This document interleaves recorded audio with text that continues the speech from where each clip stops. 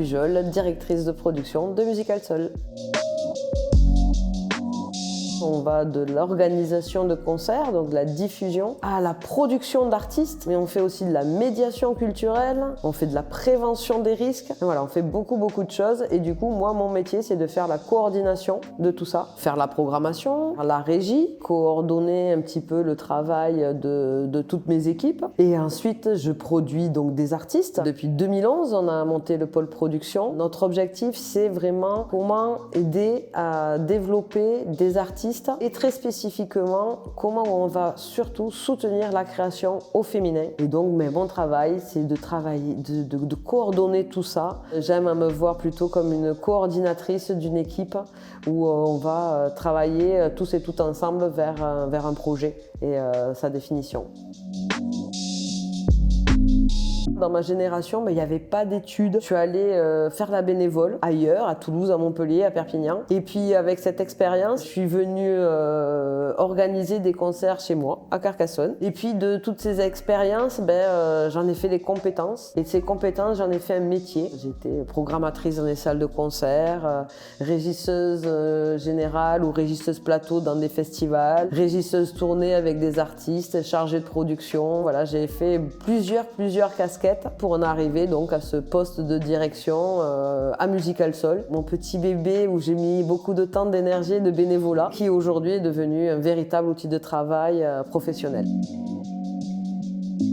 Il n'y a pas de journée type, il y a des moments types. Quand c'est le grand moment des dossiers de subvention, je fais de l'administratif,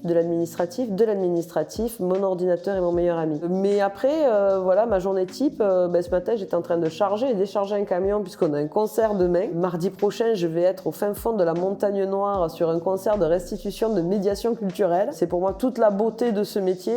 C'est qu'il n'y a pas de journée type. Et c'est là-dedans que j'ai trouvé l'énergie justement de pouvoir faire de multiples et différentes choses. Et c'est le calendrier événementiel qui va rythmer le côté type de mes journées.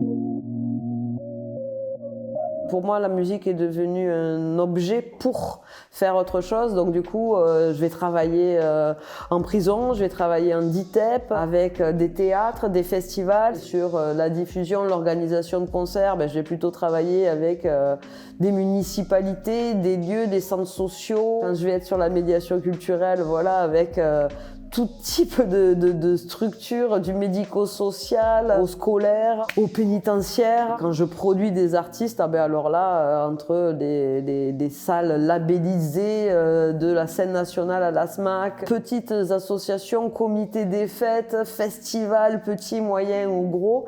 Voilà, c'est l'avantage du 360 degrés au carré de Musical Sol. On travaille avec beaucoup de monde différent et c'est aussi un des avantages de ce métier.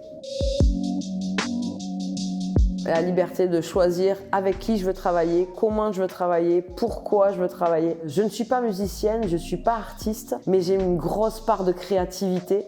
Le moins est un gros moins, hélas, mais c'est le temps, le mélange entre vie professionnelle et vie personnelle, le temps nécessaire pour arriver à faire de belles choses avec peu de moyens et qui va obligatoirement pressuriser, mettre le flou des fois entre où est la limite entre le pro et le perso, puisqu'on travaille avec des gens qui sont devenus des amis ou des amis qui sont venus travailler avec vous. Et des fois, cette limite, ça peut être un peu compliqué au quotidien. Il y a 30 ans, quand j'ai commencé par des métiers un petit peu techniques, la petite meuf d'1m60 qui explique à des grands gaillards qu'est-ce qu'ils doivent faire, comment, pourquoi, quelle heure, j'ai pas eu que des moments faciles. Et là, aujourd'hui, on est beaucoup sur l'éga, conditionnalité, sur la place des femmes sur scène. Moi, en 2011, quand j'ai créé le pôle production, son objectif premier, c'était de défendre la création au féminin.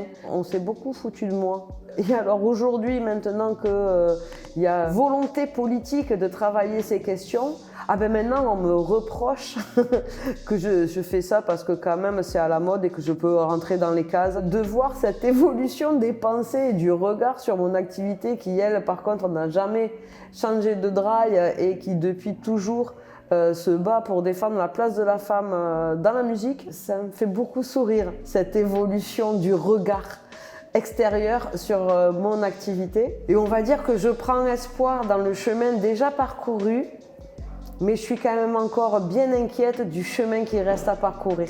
Parce que le chemin va être encore long avant qu'on arrive à une véritable équité dans la musique et dans tous les métiers, dans toutes ces représentations.